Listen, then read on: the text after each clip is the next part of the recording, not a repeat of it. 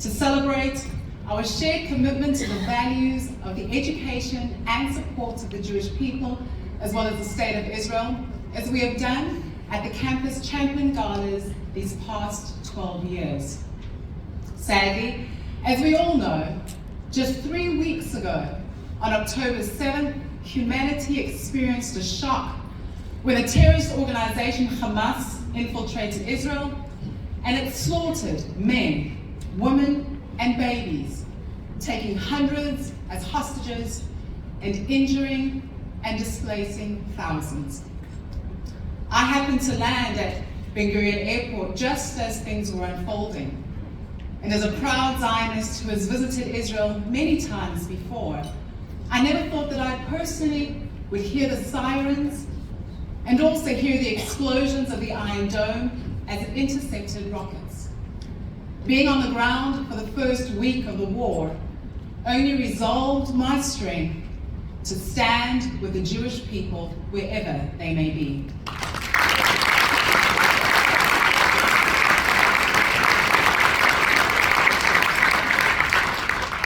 Tonight, we come together to reflect on the challenges that Israel and the Jewish people face in today's increasingly complex world. We recognize that we live in a time when the need for understanding, for solidarity, and for support for Israel has never been greater. It's a time when, unfortunately, misinformation and bias are threatening the very core of our shared values. However, as we gather here, let us remember that we are not powerless in the face of these challenges. We have the power to change hearts and to change minds, to combat falsehoods with facts, and to foster a deeper understanding of the remarkable and diverse nation that is. This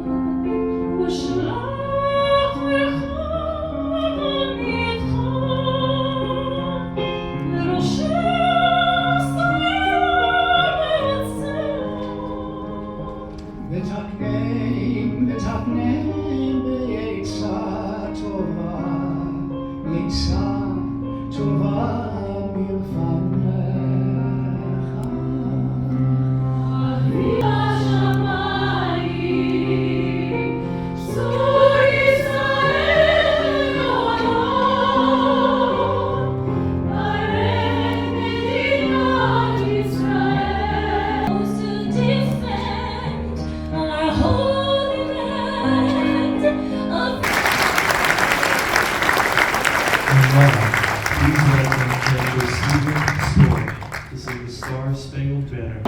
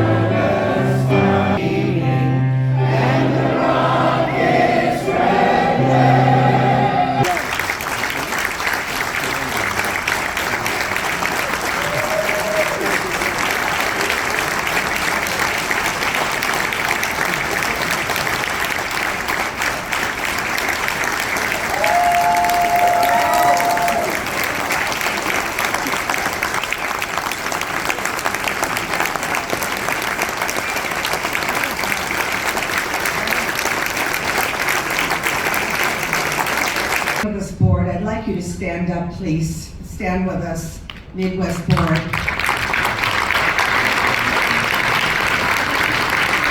This is the best board in the history of boards. That's not an opinion, it's a fact. There's so many people to thank.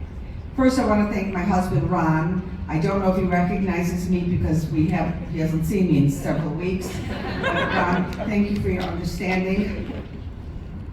I'd like to thank Nissim Rubin for all the help he's given us, to Brian Alexander to help us mobilize everyone at New Beginnings Church,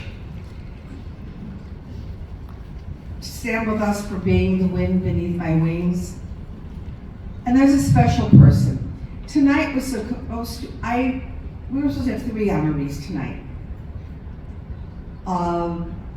And one was supposed to be, I asked Cantor Storr, and he had a concert that they were giving with 13 cantors. Then he changed, and he called me up, he said, we're all coming to the Stand With Us Gala. And you just heard their beautiful music. Cantor Storr has been, not only for this occasion, but amazingly helpful. I don't know how we could have done so many things without him. So Cantor Storr, I would like you to come up just for a minute.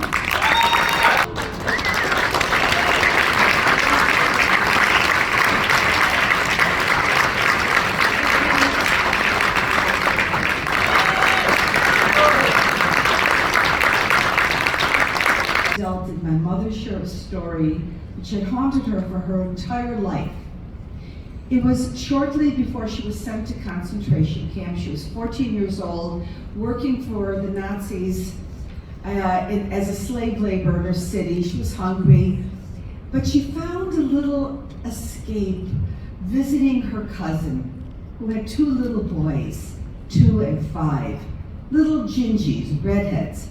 I don't know why, but there are a lot of redheads in my family. All my family in Israel has red hair. That's something else. But the mother of these boys was a cheerful young woman, and she had a beautiful voice, and she would walk around and sing melodies. So for my mother, it felt good to be in that environment. And one day she went to visit her cousin, and cousin asked her if she would babysit just for a little while because she had a ration coupon and she wanted to get bread. Her cousin was gone only a few minutes when there was a crash. The front door was smashed down, and there stood men that looked like giants to a 14-year-old girl, wearing high, shiny boots. One of them grabbed the 5-year-old, and my mother was holding onto the 2-year-old, and they grabbed the baby from her, threw her against the roof, across the room, against the wall. She fell down. And as fast as it started, it was over. In the meantime, the children's mother heard that the Nazis were hunting for toddlers. Every day they were hunting for someone else. So she ran home in desperation. She saw the door down, my mother crying on the floor, and nobody said a word. She knew what had happened. Struck by Hamas. My parents had promised me never again. And yet here were Jewish babies being targeted, tortured, and brutalized again. All war is bad. All war has innocent victims.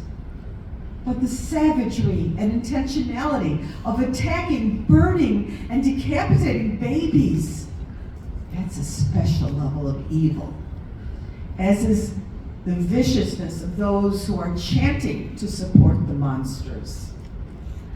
I was reeling. Is it 1943 again? The Nazis meticulously photographed their crimes so their students can join the protest, which calls for the destruction of the only Jewish state. Most university administrators have not shown themselves to be profiles in courage. Is it 1943? Is there nothing left but despair? It would be easy to answer yet. Yes, it's in high schools, in middle schools. You know, no one in stand with us has slept a full night since October 7th. But I say no because we are all here in solidarity. Because we have allies, Christian, Hindu, and Muslim, who stand with us to assure us that never again is not just an expired slogan. Tonight, our honorees and keynote speaker exemplified the courage that we need. They have the mental and moral strength to speak up when others are silent. They have the perseverance to withstand fear, difficulty, even danger when others succumb to the safety of mob conformity. I was Mr. Nobody looking for an internship and climbed my way up and became the chairman of the medical licensing board of the state. I have accompanied some congressmen and senators on visit to India. As a student, I used to read about Israel and Jewish people, but the encounters were limited to reading about it. We used to talk about the bravery of the people of Israel and the admiration for the sacrifices and determination that they have their own land, defend their own land, defend their own faith.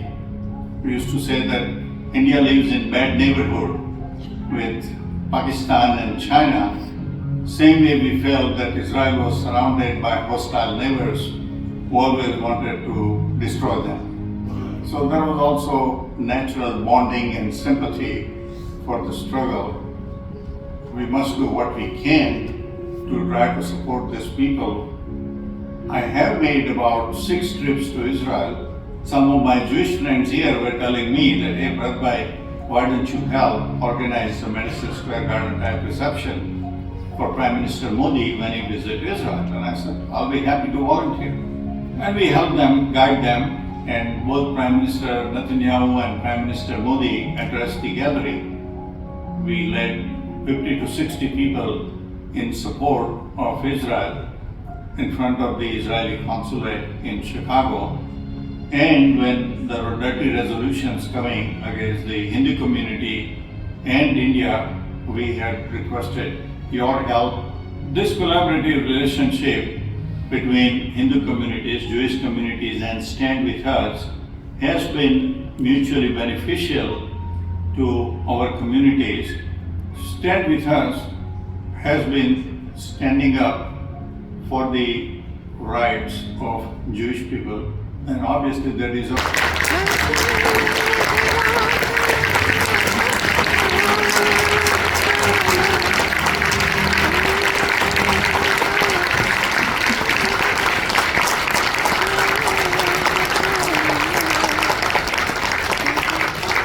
Dear friend, you were instrumental in bringing India and Israel closer together. You paved the road for closer ties between the Hindu and Jewish American communities. When Israel or the Jewish people are in need, you call and you're there before you're even asked. You helped organize a rally in Calcutta, India, for Israel, standing with Israel, for over 70,000 people.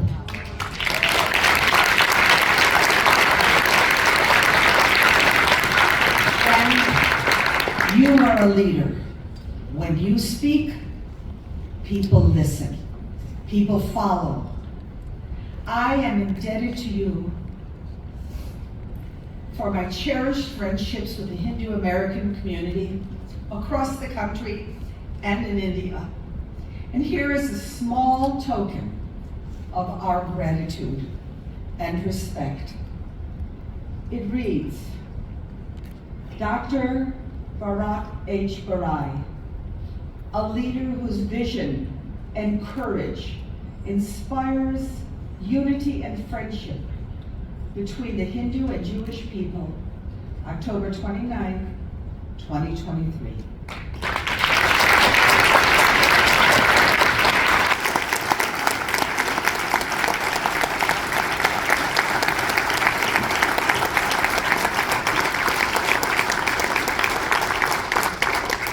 millions of Hindus all over the world. We admire and sympathize with you. As one of the oldest civilizations, Jews have been living in Israel, including Judea and Samaria, from the river to the sea for more than 3,000 years.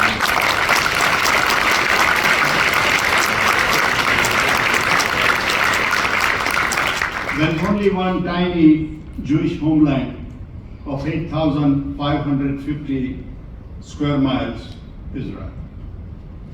I have visited Israel 6 times. You have built a highly advanced country within last 75 years. The Jews constitute only 0.2% of world population, but you have captured 22% of Nobel Prizes, 215 or so.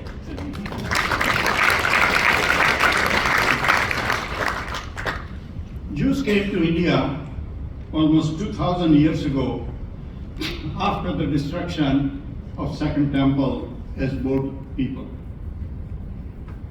They have lived in India without any fear, without any persecution.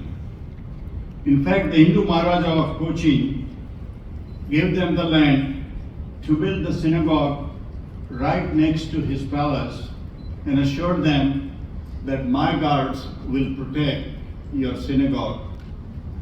And I'm proud to say that this synagogue, called Pardesi Synagogue, has never been attacked, vandalized, or ransacked.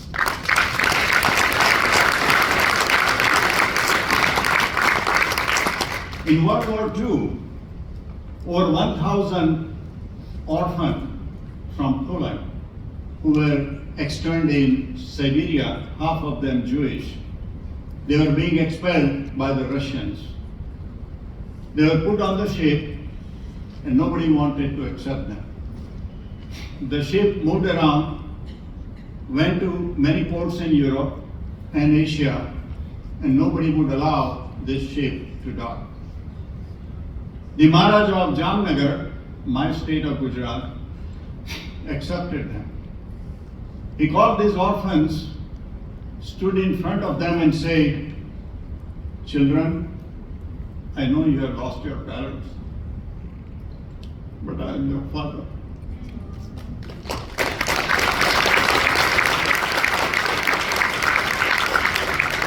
He sheltered them for a number of years, educated them till they all found their careers, and they are settled all over the world. It was in a little movie called Little Poland in India. Coming to the current situation, on October 7th, brutal Hamas barbarians attacked, murdered, raped, and abducted almost 1,400 Israelis, including women, children, elderly.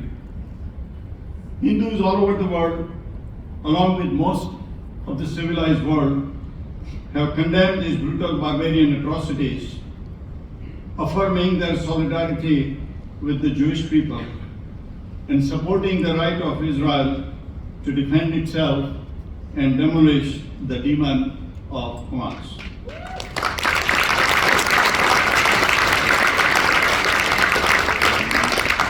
We stand with you, our Jewish brothers and sisters.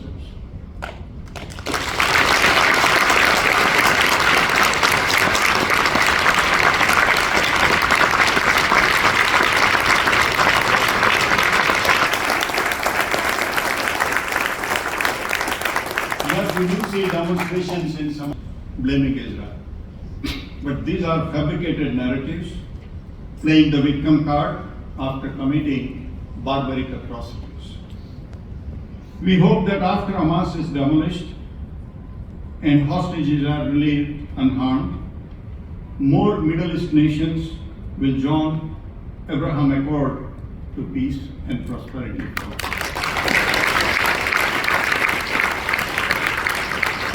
Nobody likes the innocent civilians affected in the war, but the blame is solely on Hamas that operates the terrorist cells from the hospitals, the schools, residential areas, and still keeps on firing rockets at Israeli civilians. It's left to Israel to demolish Hamas with all your intelligence, smartness, and all the weapons at its disposal. Never again, never again, never again.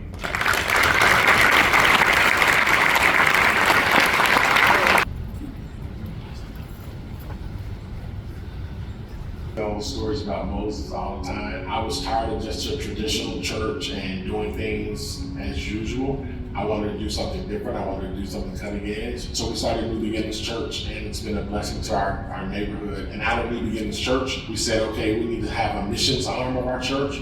So we started Project Hood. Hood stands for Helping Others Obtain. What you need. And the first time I met you, I knew that I met a leader who made things happen. And a person, and I watched your leadership style, and I thought, this is a man I could study at his feet. On your desk, you had a copy of The Startup Nation book. He didn't know I was doing anything about Israel, he just had that book on his desk. And I asked him, why you have that book? And he said, because you want a black startup nation.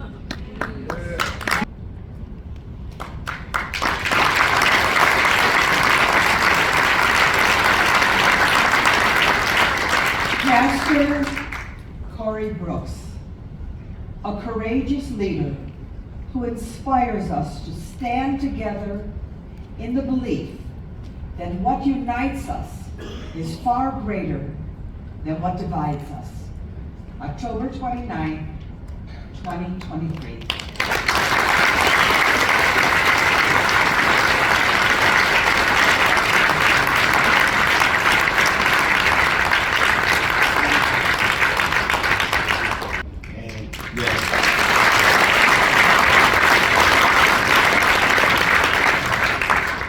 And that my heart goes out to Israel as well, because we know that pain. The pain of having children who lose their lives too soon. The pain of losing children at the hands of violent individuals who could care less about the future.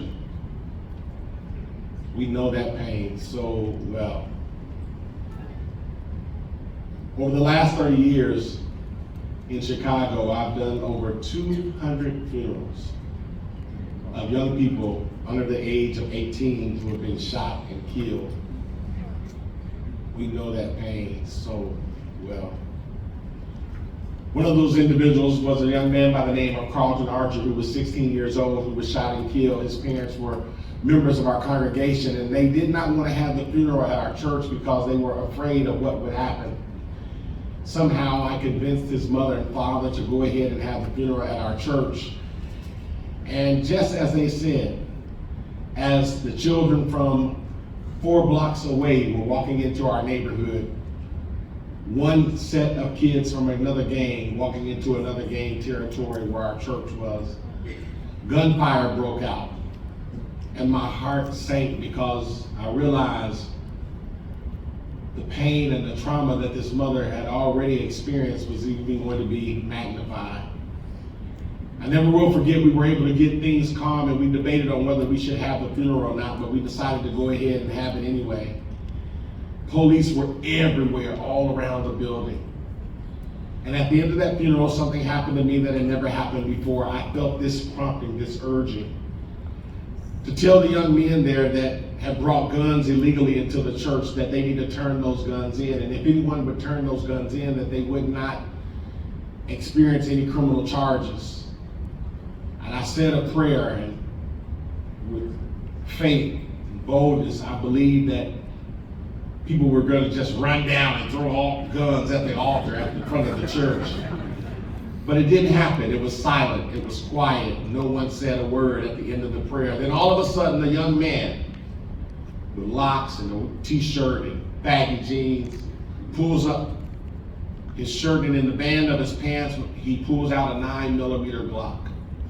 Another individual pulls out another gun. Another individual pulls out another gun. At the end of the funeral, the sergeant of police came up to me. They had found a fourth gun, a 9mm with an extended clip underneath one of the seats. And right then I made a vow to God, God, whatever you want me to do in this neighborhood to bring about transformation, I'm all in. Little bit. Are truly amazing, and we'd love for you to take a look.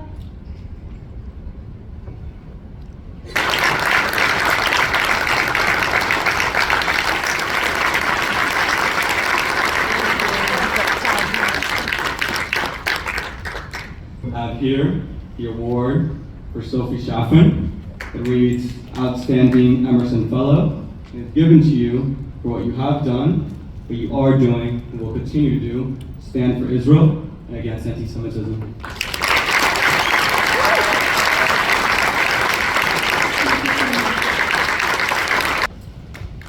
Behind trees because they were hunted.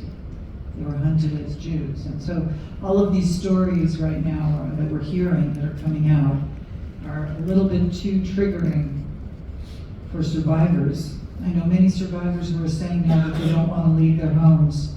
Survivors who are still alive, who are feeling like it's back. And kids of survivors like us feeling triggered. And then the grandchildren of survivors feeling like, you know, obsessed with what's going on and can't believe it. They cannot believe it. It's an international state of mourning that we're going through, a nightmare. It feels like a nightmare that doesn't want to end. And the thing is, though, we have seen this violence before. This is nothing brand new. What's brand new is the numbers, of course. We haven't seen numbers like these. 1,400 people viciously massacred because they're Jewish and because they live in Israel. We haven't seen these kinds of numbers since the Holocaust. And of course, the hostages, we haven't had a situation like this, and we're heartbroken.